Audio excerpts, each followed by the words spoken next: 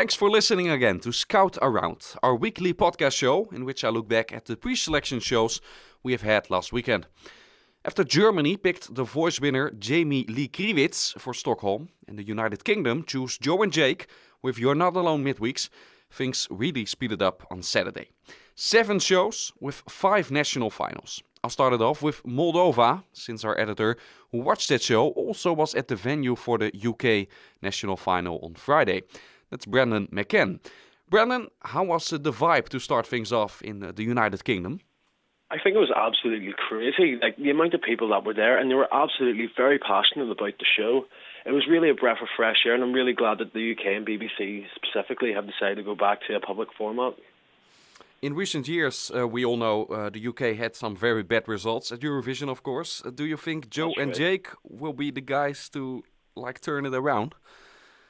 I think they could do it, but they really need to firstly get a proper management and the production label behind them, because they're currently fully independent and it can be seen within the demo track that they've performed publicly.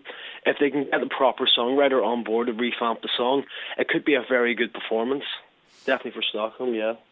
We have seen the BBC change their approach towards the contest a lot of times in recent years as well, and it seems like they keep on searching for a formula or something like that. Mm. Yes, definitely.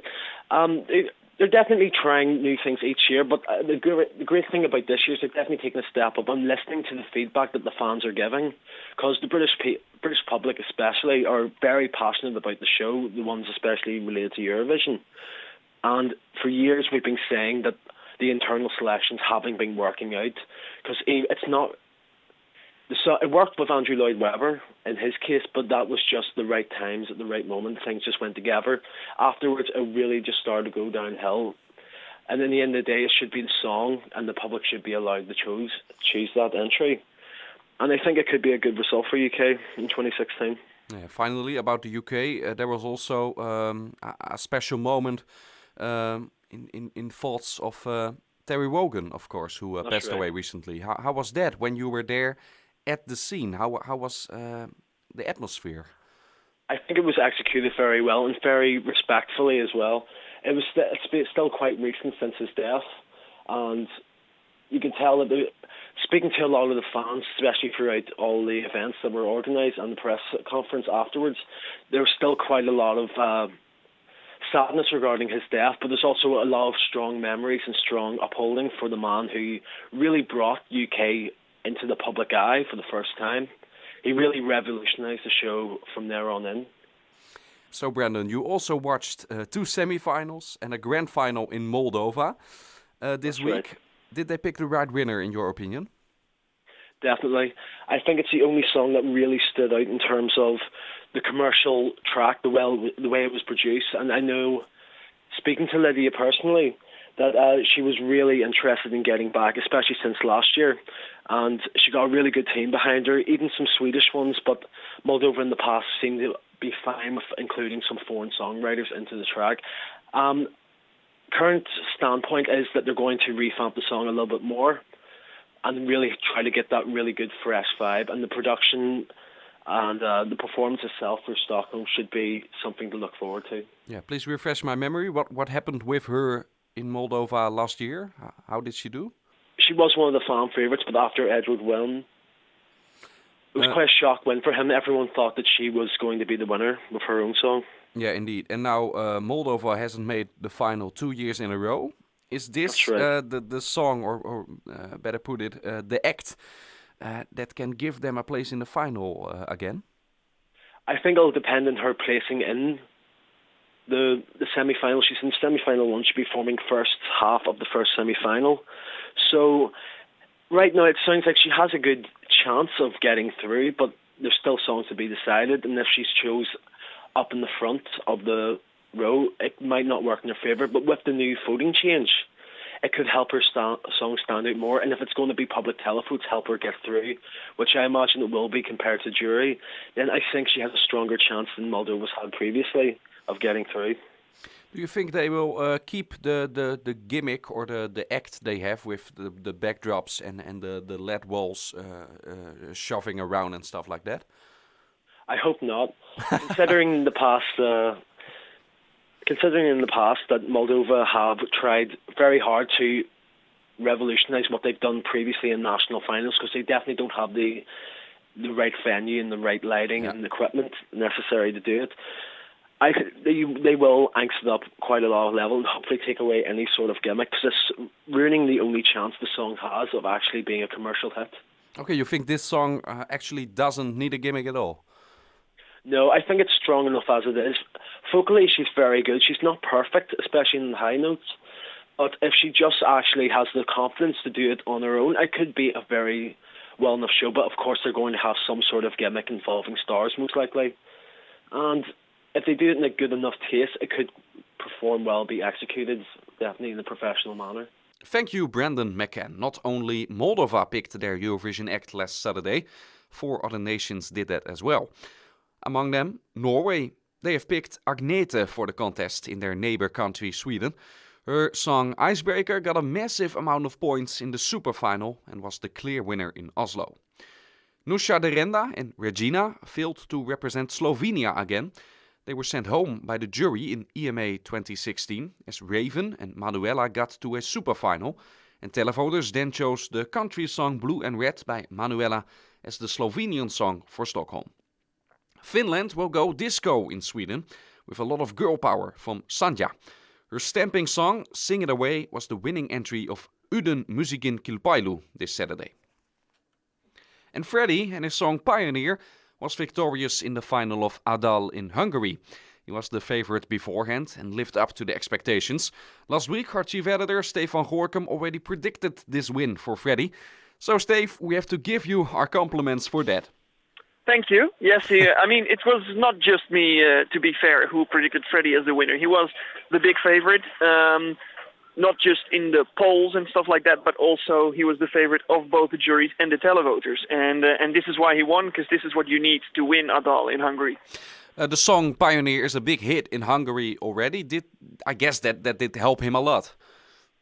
Yes, it did. And Freddie is... A Dal is usually a mix of old, established big names, big artists, and new coming talent. And Freddie is sort of something in between. He's won a talent show as a singer-songwriter, and he had one big hit, but he's still somewhere at the beginning of his career. And now Pioneer is going to be his second big hit in Hungary, maybe his first hit in Europe.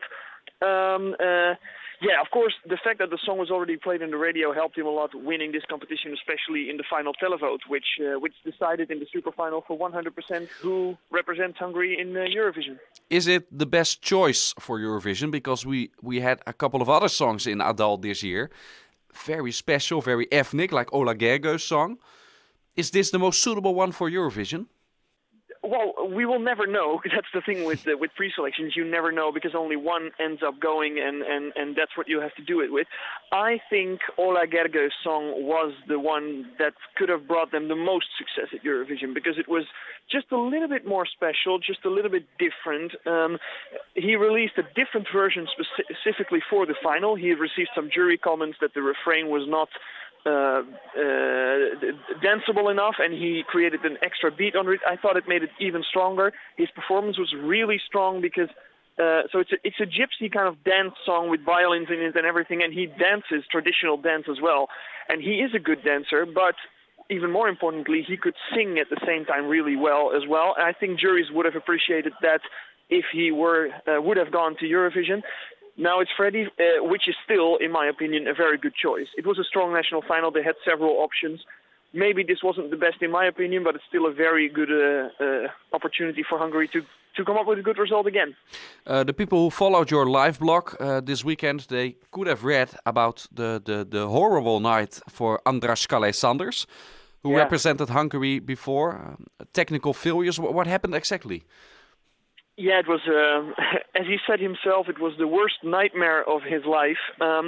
So the performance started, and I spoke to him afterwards in backstage, and he told me that basically what happened, the song started, and there's a guitar riff at the beginning, and it didn't play in his in-ear microphones. And so he didn't know in what key to sing the song. And this was, I noticed this already when I was watching the performance for the first time, that it was not really off key. It was just in the wrong key, so it didn't match the music. And it sounded really weird. And you saw him on stage not being happy and being confused. And so the performance, and it was not good, obviously. The jury started commenting, started arguing with each other. One said, well, this happens, you just have to deal with it. Another one said, well, we got to give him a second chance. They did give him a second chance, and as he said himself, but he had to start right away. His second chance was immediately after the jury comments. Okay, well, now you go again. And he said that he was still too emotional, and even his second performance was still not very good. And he felt really bad. I saw him afterwards. He was very emotional about it. He said, I screwed up, but you know me, he said, and I will be back. My dream is to win Eurovision Song Contest for Hungary, and I'm not going to give up until I accomplish that. So he won't do that this year, of course, as Freddie will go with his song Pioneer. First half of the first semi-final. What do you think he will do in Stockholm? It's a little bit of a safe song in the sense that it is really radio friendly. That's why it's already a hit, of course, in Hungary. This is a good thing in a sense, and it can also be a bad thing in Eurovision. I think because his performance is really good, his vocals are really good, and they're going to change a little bit of the staging for Stockholm, I think he will definitely have a good chance of reaching the final again, which would be, I think, the 6th year in a row then for Hungary reaching the final. They're on a good streak. Will he reach the top 10? Possibly, but we will have to really know a lot more about how the performance will look like in Stockholm as well, how the other competitors are, what his draw will be. So this is still a question mark for me, but I think he is a finalist, yes. Thanks once again, Steef van Gorkum. Melodiefestivalen picked their 7th and 8th direct finalists as Molly Sandén with Universe, and Frans with If I Were Sorry got a ticket to the final in the Friends Arena. Former Eurovision participant Martin Stenmark was eliminated, as Panatos and Dolly Style got a ticket for Andra Gansen next week.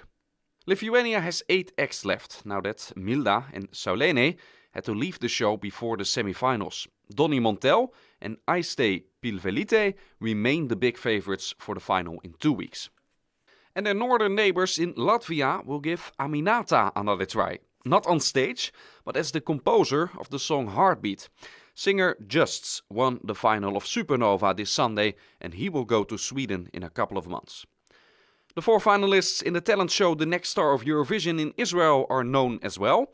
Hovi Star, Ella Daniel, Jill Hadash and Nofar Salaman will fight for the golden ticket to Stockholm this Saturday, the 3rd of March.